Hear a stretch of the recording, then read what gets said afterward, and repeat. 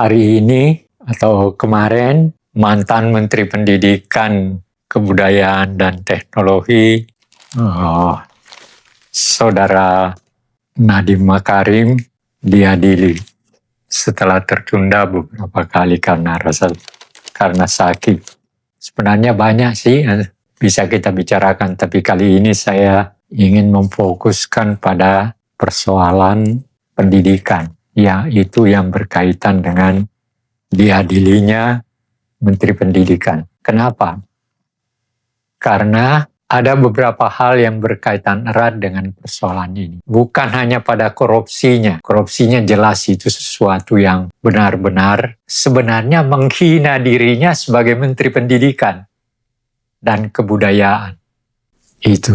Lebih dari itu, sebenarnya persoalan ini terutama berkaitan dengan bagaimana sebuah lembaga yang seharusnya melakukan sesuatu kegiatan yang berkaitan dengan tidak hanya berkaitan dengan bagaimana peserta didik itu akan mendapatkan ilmunya, melainkan juga berkaitan dengan persoalan moralitas dan masa depan.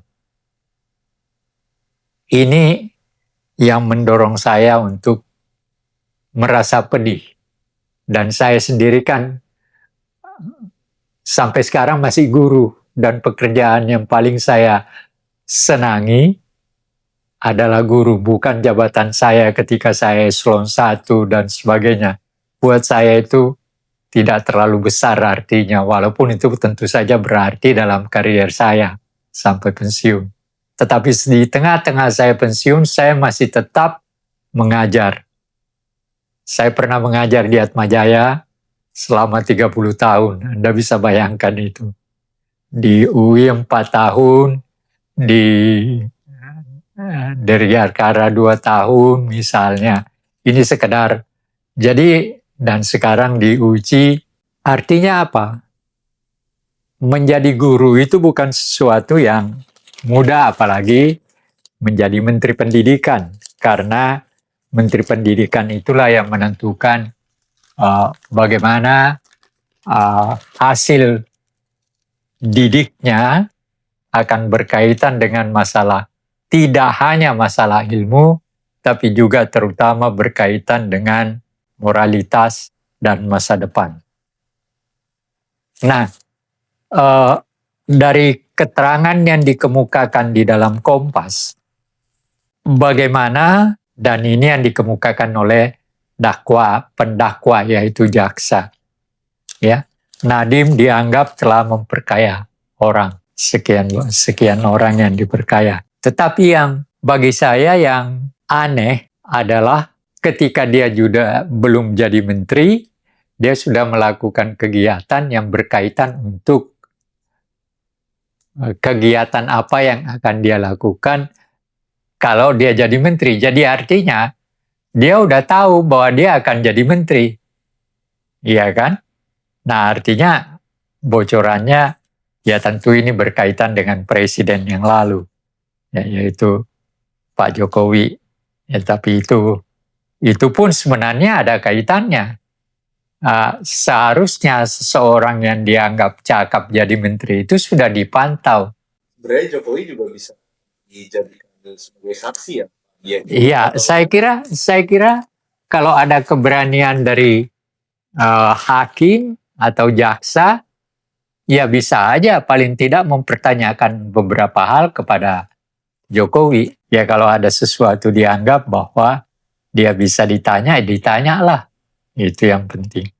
Nah, tim jaksa penuntut umum beranggotakan, ya itu anggotanya sekian. Nah, lalu dikatakan begini, kerugian negara akibat kemahalan harga Chromebook sebesar 1,56 triliun. Jadi 56 miliar, 1 triliun 56 miliar. Selain itu, kerugian negara akibat pengadaan CDM yang tidak diperlukan. Nah, ini tekanannya menurut saya yang perlu ditekankan adalah kerugian negara akibat pengadaan CDM yang tidak diperlukan dan tidak bermanfaat sekitar 621,3 miliar.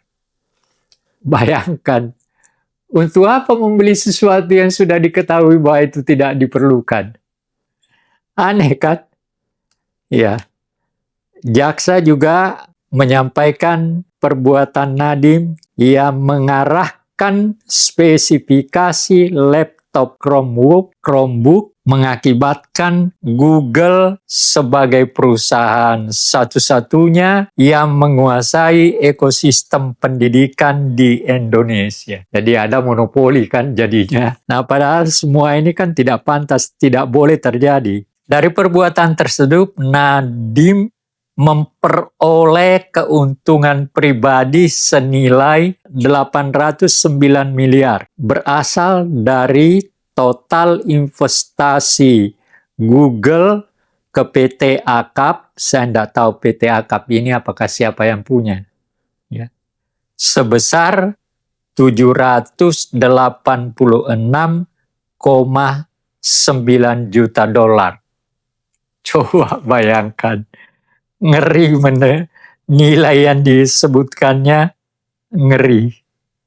Hal tersebut bisa dilihat dari kekayaan terdakwa Nadiem yang tercatat dalam LHKPN, Laporan Harta Kekayaan Penyelenggara Negara pada tahun 2022, perolehan harta jenis surat berharga sebesar 5,59 triliun. Kata jaksa, ya. Dan juga disebutkan di sini memperkaya orang lain, ada sekian banyak, ya, dan diperkaya tapi akhirnya, dan ini orang dalam departemen semua, ada direktur, Dirjen PAUD, pendidikan dasar dan pendidikan menengah, mulia, namanya sekian, bekas direktur SD, Dijen dan sebagainya. Akhirnya semua rusak kariernya kan. Nah, apa artinya ini semua?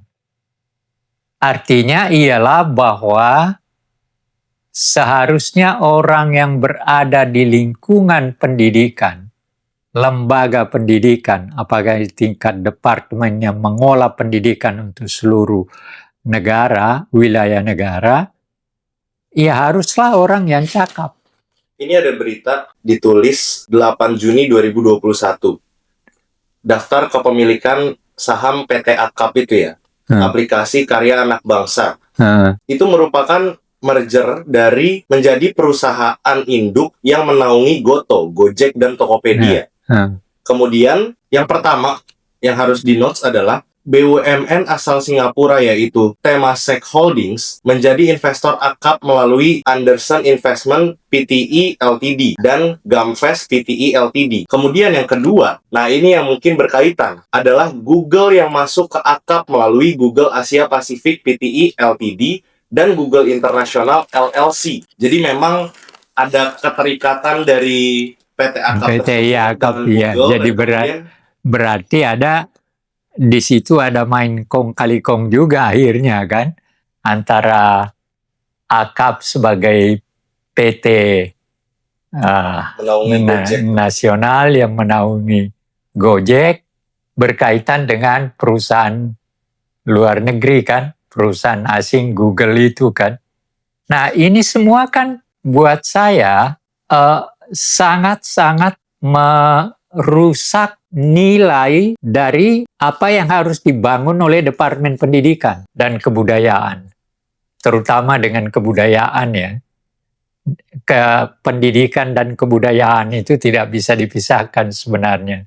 Bahkan andai kata Daud Yusuf masih hidup, itu pasti ngamuk dia ketika Departemen Pendidikan dipisah dengan kebudayaan dan kebudayaan dijadikan Kementerian Kebudayaan dan Pariwisata.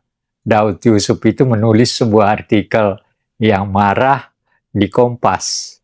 Nah, tapi kembali ke sini. Nah, keterangan yang kamu berikan tadi itu makin memperjelas di mana posisi Nadiem sebagai Menteri Pendidikan. Artinya kebijakannya itu adalah kebijakan yang seharusnya tidak boleh dilakukan dalam arti kata itu. Nah, apa yang saya kemukakan ini bukan dalam arti bahwa untuk menjelekkan nama Nadiem. Saya tidak punya kepentingan apa-apa dengan itu. Kepentingan saya sebagai warga negara adalah bahwa Menteri Pendidikan yang pernah mengatur pendidikan negara ini, itu kepentingan saya sebagai seorang warga negara. Karena apa? Itu berkaitan dengan posisi daripada anak-anak hari depan. Itu kepentingan saya dalam pengertian itu. Jadi fakta-fakta, makanya saya mengambil Kompas sebagai pegangan saya berdasarkan fakta-fakta yang ada, yang dikemukakan oleh jaksa, dan juga yang dikemukakan oleh oleh pembela Nadiem. Jadi harus ada keseimbangan bahwa pembela Nadiem menganggap bahwa apa yang dikemukakan jaksa itu adalah tanda kutip ya cuma rekayasa gitu. Ya itu ya silahkan aja. Ya. Tapi yang menjadi persoalan adalah persoalan bahwa Nadiem itu Menteri Pendidikan dan Kebudayaan dan Teknologi. Persoalannya di situ. Dia Menteri Pendidikan dan Kebudayaan dan Teknologi. Dia bukan pejabat rendahan, lalu korupsi, atau tingkat dirjen, lalu korupsi, dan sebagainya. Tapi dia justru melakukan dalam posisi Menteri Pendidikan, kedudukan menteri. Itu yang menyebabkan saya sudah berkali-kali memberikan komentar, termasuk yang sekarang ini, dan saya menggunakan fakta berdasarkan apa yang dikemukakan di pengadilan lewat Kompas yang saya percaya bahwa dia memiliki kredibilitas yang tinggi. Nah, itulah yang mengapa jadi saya membicarakan persoalan ini tidak ada kaitannya dengan saya minta Nadiem di ini dan sebagainya. Karena ada anggapan bahwa orang yang diadili itu adalah harus dihargai praduga tak bersalah. Jadi orang dianggap tidak bersalah. Kalau saya tidak sepakat dengan istilah itu. Karena ketika orang ditahan, itu artinya kan sudah ada kesalahannya. Jadi praduga tak bersalah itu menurut saya nggak benar. Karena ketika Nadiem ditangkap dan dimasukkan ke tahanan, artinya ada anggapan bahwa dia melakukan kesalahan kan. Jadi bukan praduga tak bersalah, melainkan dia sudah dianggap bersalah. Nah, kata anggap ini yang harus dirubah oleh pembela menjadi tidak bersalah. Ultimatum jadi. Iya. Ultimat. Maksud saya begini, saya bukan ahli hukum dan ini adalah istilah hukum yang menurut saya dalam faktanya tidak benar. Praduga tak bersalah. Jadi seseorang yang diadili, ditangkap, maka harus dianggap tidak bersalah. menurut saya salah. Karena dia ditahan, dia ditangkap, dia ditahan, dia diadili, sudah dianggap bersalah kan? Maka kewajiban daripada pembela adalah menghilangkan kata anggap menjadi tidak. Iya kan? Harusnya begitu dalam pengertian bahasa ya. Juga. Nah, ini yang harus dipikirkan juga. Jadi saya mau mengatakan kepada masyarakat, saya membicarakan persoalan Nadiem sebagai Menteri Pendidikan tidak ada kaitannya dengan saya berharap Nadiem dihukum seberat-beratnya. Tentu itu adalah haknya hakim, ya, tim hakim. Tapi kewajiban saya sebagai seorang warga negara adalah tidak boleh tinggal diam untuk tidak memikirkan dan menyampaikan pikiran saya dengan terjadinya korupsi yang dilakukan oleh Menteri Pendidikan. Nah, ada asumsi dari berbagai macam masyarakat kalau Nadiem itu sama ditomlembongkan, jadi dijebak. Jadi enggak, saya kira enggak. Saya tidak sepakat dengan itu. Kenapa? Sederhana alasan saya. Sebelum menteri dia sudah merencanakan kok. Bagaimana seseorang yang mungkin dia sudah dengar bahwa dia akan menjadi menteri. Oke, itu urusan dia. Tapi dia belum menjadi menteri, sudah membuat rencana untuk sesuatu ketika dia menjadi menteri. Nah, katanya itu ada jebakan-jebakan tertentu. Nah, itu saya tidak tahu itu istilah jebakan atau apa.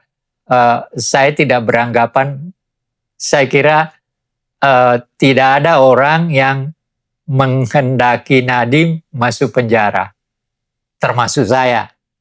Tapi dalam posisi sebagai Menteri Pendidikan, saya melihat bahwa dia melakukan berbagai bentuk kebijakan yang salah, yang justru merusak pendidikan. Ya, seperti istilah merdeka belajar, tadi penghapusan TKA dan sebagainya.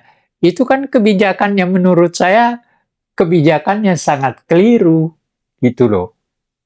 Mana ada pendidikan yang tidak diberi evaluasi? Iya kan? Kan untuk tahu anak ini ya akibat daripada itu sebagai satu contoh, dan kebetulan saya lihat betul ada anak SMP yang oleh gurunya disuruh baca buku dan sama sekali tidak bisa. Anak SMP loh. Suruh baca buku nggak tahu. Sama sekali nggak bisa baca. Bagaimana dia bisa naik? Sampai SMP, berarti dari kelas 1 sampai kelas 6, dia belajar apa? Sampai ke SMP dia belajar apa? Nah, dalam pengertian itu, bukan hanya kebijakannya yang salah, tetapi juga gurunya salah. Guru yang menyebabkan anak ini tadi tidak bisa membaca, padahal dia sudah bertingkat SMP, yang salah adalah gurunya. Bagaimana anak ini bisa menjadi sampai tingkat SMP dan naik kelas dari kelas 1, kelas 2, kelas 3, kelas 5, kelas 6? Guru-guru ini apa yang diberikan kepada anak ini? Atau apakah memang sekolah itu tidak ada gurunya? Lalu kepala sekolahnya langsung menaikkannya ke tingkat SMP. Nah, ini kan menunjukkan apa? Menunjukkan begitu runyamnya pendidikan kita sebenarnya. Runyamnya lembaga pendidikan kita. Dalam arti kata ini, Departemen Pendidikan. Ya, walaupun saya terenyuh juga, misalnya saya tiap kali ada ada advertensi tentang guru di pedesaan yang naik perahu yang berbahaya dengan gelombang. Itu betul-betul satu hal yang patut dihargai. Orang yang mau mengajar di desa dengan menempuh berbagai bahaya dan sebagainya, itu yang harus dihargai tinggi. Nah, sementara di Departemen Pendidikannya orang korupsi. Kan Nah, gitu. tadi ada bahwa ini mengancam para pendidik-pendidik muda di Indonesia. Iya. Kemudian ada berita juga, ini mungkin bukan terhadap kasus Chromebook-nya Nadiem, tapi juga sistem yang dibuat oleh Nadiem pada saat dia menjabat, yaitu penghapusan TKA, tes kemampuan akademik. Iya. Nah, kemudian setelah kementerian sekarang baru dan sistem itu dikembalikan, rata-ratanya sangat drastis turun.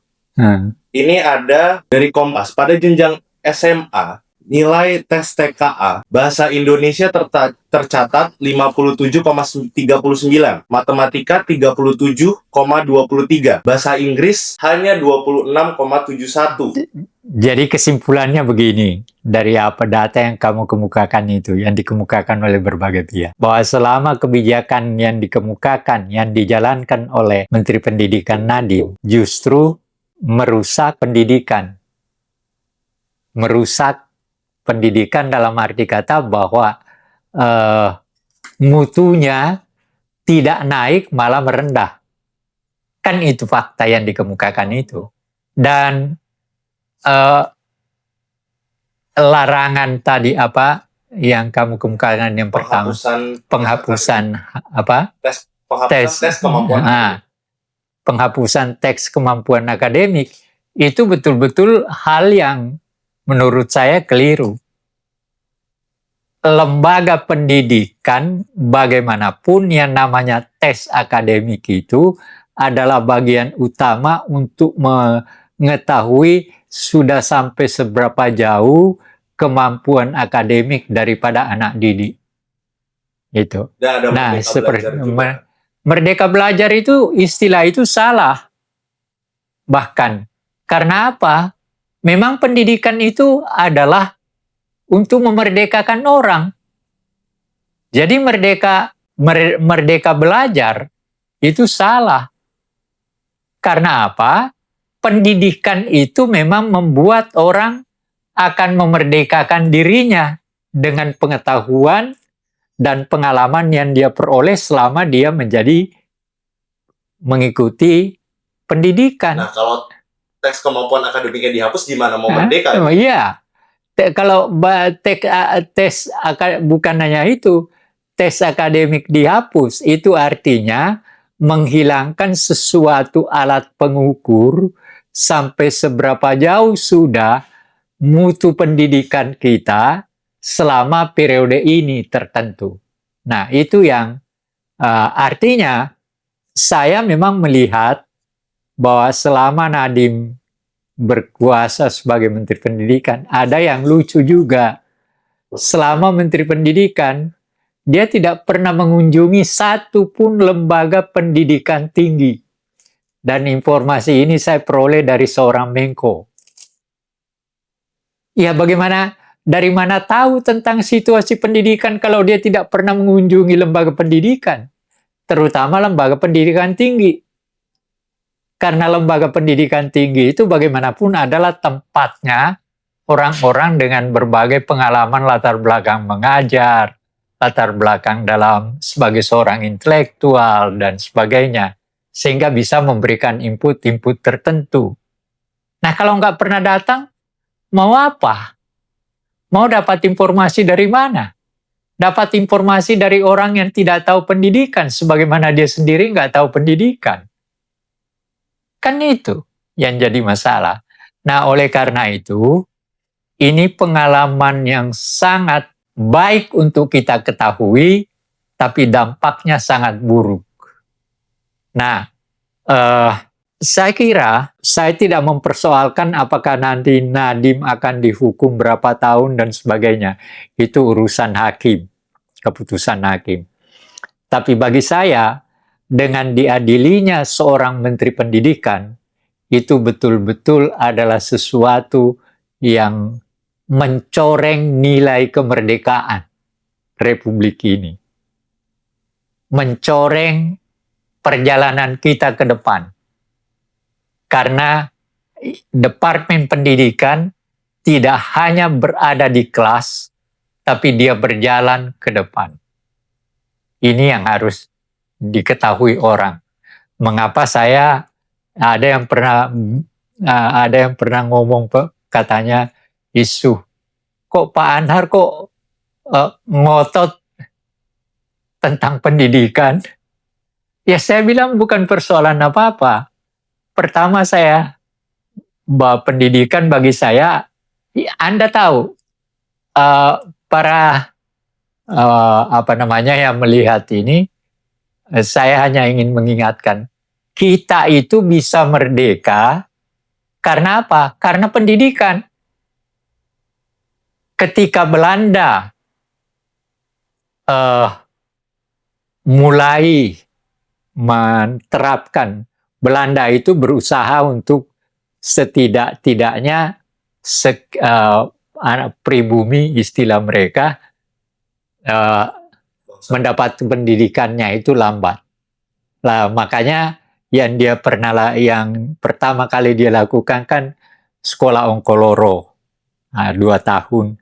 Tapi akhirnya sampai tahun 22 kalau nggak salah dimulai dengan pendidikan tinggi. Ya, sudah pendidikan tinggi mulai. Hoher School.